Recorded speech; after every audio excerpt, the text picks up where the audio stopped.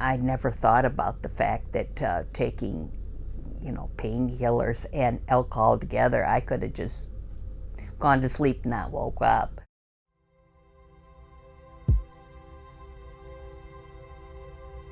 Well, I was born here in Grand Rapids, but I was raised in Sparta.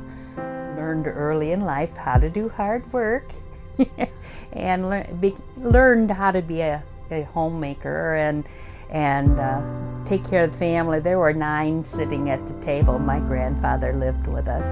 My brother-in-law was the chaplain at Mel Trotter, and he called one day, and my husband was pastoring the church, and said, "We have extra food and some winter coats.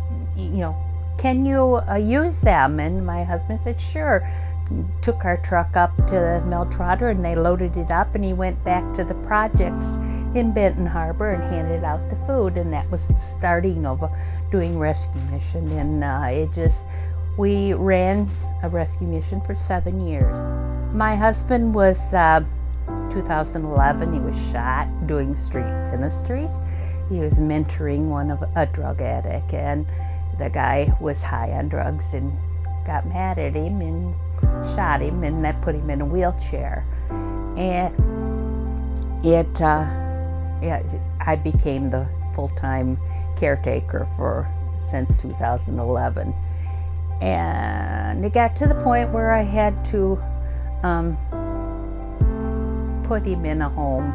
I couldn't take care of him anymore.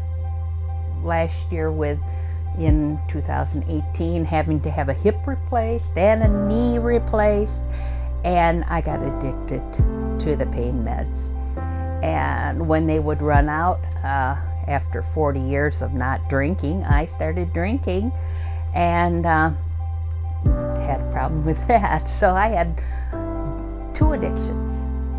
Yeah, I've had lots of times in life where I've just had to put my total faith in the Lord. And leading up to my addictions, I decided to take a sabbatical. I was going to take a break from God, and I didn't read my Bible, didn't go to church. I just existed. My older daughter said, "Mom, you just really wanted to kill yourself." And I never thought about the fact that taking, painkillers and alcohol together, I could have just gone to sleep and not woke up.